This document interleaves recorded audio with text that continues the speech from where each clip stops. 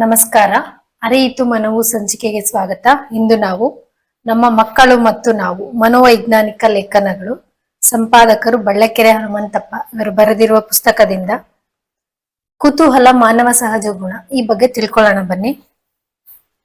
ಬೆಳೆಯುವ ಮಕ್ಕಳಿಗೆ ಮನೆಯ ಪರಿಸರವಷ್ಟೇ ಸಾಲದು. ಬಾಹ್ಯ ಪರಿಸರದ ಪರಿಚಯವಾಗಬೇಕಾದರೆ 3ನೇ ವರ್ಷಕ್ಕೆ ಮಗುವನ್ನು ಹತ್ತಿರದ ಬಾಲವಾಡಿಗೆ ಕಳುಹಿಸಬೇಕು. ಮಗುಗೆ ಸೋಷಿಯಲೈಸೇಷನ್ ಸ್ಕಿಲ್ ಎಷ್ಟು ಇಂಪಾರ್ಟೆಂಟ್ ಅನ್ನೋದು ಇಲ್ಲಿ ಲೇಖಕರು ಹೇಳ್ತಾ ಇದ್ದಾರೆ.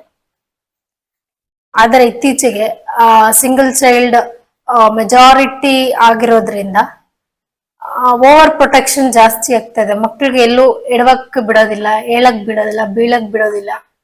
ಅವ್ರು ಎಲ್ಲಾ ಕೆಲ್ಸನೂ ನಾವೇ ಮಾಡ್ಕೊಡ್ತಾ ಬರ್ತೀವಿ. ಅವ್ರ 360 ಡಿಗ್ರಿ ಆಂಗಲ್ ಅಲ್ಲೂ ನಾವು ಅವೈಲಬಲ್ ಇರ್ತೀವಿ. ಸೊ ಮುಂದೆ ಈ ಮಗು ಹೊಂದಾಣಿಕೆಯಲ್ಲಿ ತುಂಬಾ ಕಷ್ಟ ಪಡ್ಬೇಕಾಗತ್ತೆ. ಸೊ ಪೇರೆಂಟ್ಸ್ ಮಗುಗೆ ಅದರ ಜೀವನನ ಅದಕ್ಕೆ ಎಕ್ಸ್ಪ್ಲೋರ್ ಮಾಡ್ಕೊಳಕ್ಕೆ ಸಾಧ್ಯ ಆದಷ್ಟು ಕಡೆ ಅನುವು ಮಾಡಿಕೊಡಿ. ಮಕ್ಕಳ ಕುತೂಹಲಕ್ಕೆ ಕೊನೆ ಇರುವುದಿಲ್ಲ. ಕೆಲವೊಮ್ಮೆ ಅವರ ಕುತೂಹಲ ಕಂಡು ಬೆರಗಾದರೆ ಮತ್ತೆ ಕೆಲವೊಮ್ಮೆ ನಿಲ್ಲಿಸಿದರೆ ಸಾಕಪ್ಪ ಎನ್ನುವುದು ಉಂಟು.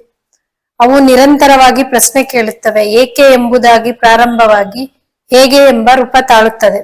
ಹೊಸ ವಸ್ತು, ಹೊಸ ವ್ಯಕ್ತಿಯನ್ನು ಕಂಡಾಗ ಮಗುವಿನ ಕುತೂಹಲ ಕೆರಳುತ್ತದೆ. ಆಗ ತಂದೆ ತಾಯಿ ಆ ಮಗುವಿನ ಕುತೂಹಲಗಳಿಗೆ ಸಮಂಜಸ ಉತ್ತರ ಕೊಡದಿದ್ದರೆ ಹೊರಗಿನ ಉತ್ತರ ದೊರೆಯದೇ ಇರುವ ಕಾರಣಕ್ಕೆ ಮನಸ್ಸು ಮುರುಟಿ ಹೋಗಲು ಬಹುದು.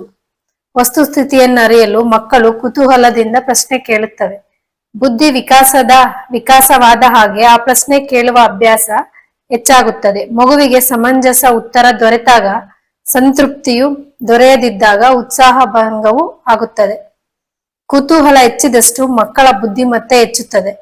ತನಗೆ ಸುಖ ಕೊಡುವ, ತನ್ನನ್ನು ಪ್ರೀತಿಸುವ ವ್ಯಕ್ತಿಯನ್ನು ಮಗು ಪ್ರೀತಿಸಲು ಕಲಿಯುತ್ತದೆ. ಮನುಷ್ಯರನ್ನು ಮಾತ್ರವಲ್ಲದೆ ಪ್ರಾಣಿಗಳನ್ನು, ವಸ್ತುವನ್ನು ಪ್ರೀತಿಸಲು ತೊಡಗುತ್ತದೆ. ಪ್ರೀತಿಸುವ ಮನೋಭಾವ ಚೆನ್ನಾಗಿ ಬೆಳೆಯಲು ಮಕ್ಕಳಲ್ಲಿ ಅನ್ಯೋನ್ಯ ಬಾಂಧವ್ಯವಿರುವುದು ಅತ್ಯವಶ್ಯಕ. ಹಾಗೆಂದು ಅತಿಯಾದ ಪ್ರೀತಿ ಎಂದೂ ಒಳ್ಳೆಯದಲ್ಲ. ಸೊ ಈ ಅತಿಯಾದ ಪ್ರೀತಿ ಅಂತ ಬಂತಲ್ಲ, ಇಲ್ಲಿ ಇದಕ್ಕೊಂದು ಎಕ್ಸಾಂಪಲ್ ಕೊಡಕ್ ಇಷ್ಟಪಡ್ತೀನಿ. ಹೋದ್ ವರ್ಷ ನಮ್ಗೆ ಒಂದು 9th ಸ್ಟ್ಯಾಂಡರ್ಡ್ ಮಗು ಬಂದಿತ್ತು. ಪೇರೆಂಟ್ಸ್ ಎಷ್ಟು ಅತಿ ಮುದ್ದು ಮಾಡಿಟ್ಟಿದಾರೆ ಅಂದ್ರೆ, ಅವನು ಸ್ಕೂಲಿಗೆ ಹೋಗಲ್ಲ, ನನ್ಗೆ ಆ ಸ್ಕೂಲ್ ಅಡ್ಜಸ್ಟ್ ಆಗ್ತಾ ಇಲ್ಲ, ಹಿಂಗೆ ಸ್ಕೂಲಲ್ಲಿ ತುಂಬಾ ಇಶ್ಯೂ ಮಾಡ್ಕೊಂಡಿತ್ತು ಆ ಮಗು. ಅವ್ನು ಹೇಳಿದ್ದಕ್ಕೆಲ್ಲ ಪೇರೆಂಟ್ಸ್ ತಾಳ ಹಾಕಿದ್ರೆ ಆ ಮಗು ಭವಿಷ್ಯ ಏನು? ಲಾಂಗ್ ರನ್ ಅಲ್ಲಿ ಯೋಚನೆ ಮಾಡಿ. ಈ ವರ್ಷ ಅವನು ಸ್ಕೂಲಲ್ಲಿ ತುಂಬಾ ಪ್ರಾಬ್ಲಮ್ಯಾಟಿಕ್ ಚೈಲ್ಡ್ ಆಗಿದ್ದ. ಬಿಹೇವಿಯರಲ್ ಇಶ್ಯೂಸ್ ಜಾಸ್ತಿ ಇತ್ತು. ಅವನ್ಗೆ ಎಲ್ಲೂ ಹೊಂದ್ಕೊಳ್ಳೋದಿಲ್ಲ. ಆಟಿಟ್ಯೂಡ್ ಇಶ್ಯೂಸ್ ಬೇರೆ ಅದ್ರಲ್ಲಿ. ಮತ್ತೆ ಸ್ಕೂಲ್ ಚೇಂಜ್ ಮಾಡಿದ್ರು. ಆಲ್ಮೋಸ್ಟ್ 1.5 ಲಕ್ಷ ಫೀಸ್ ಕಟ್ ಸೇರಿಸಿದ್ದು ಒಂದೇ ದಿನ ಹೋಗಿದ್ದ ಮಗು. ನನ್ಗೆ ಆ ಸ್ಕೂಲ್ ಇಷ್ಟ ಇಲ್ಲ, ನನ್ಗೆ ಹೋಗೋದಿಲ್ಲ, ಹಿಂಗೆ ಹಠ ಮಾಡಿ ಕೊನೆಗೆ ಹೋಗ್ಲೇ ಇಲ್ಲ. ಈಗ 10th TCನೂ ಸಿಕ್ಕಿಲ್ಲ, ಬೇರೆ ಅಡ್ಮಿಷನ್ ಆಗಕ್ಕಾಗ್ಲಿಲ್ಲ.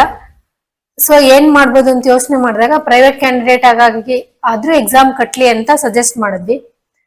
ಕೆಲವೊಮ್ಮೆ ಅಜ್ಜಿ ತಾತ ಪೇರೆಂಟ್ಸ್ ಅಥವಾ ತಂದೆ ತಾಯಿ ಅತಿ ಮುದ್ದು ಮಗುವಿನ ಜೀವನ ಹಾಳು ಮಾಡೋ ಮಟ್ಟಕ್ಕೆ ಇರಬಾರ್ದು. ಸೊ ಯೋಚನೆ ಮಾಡಿ.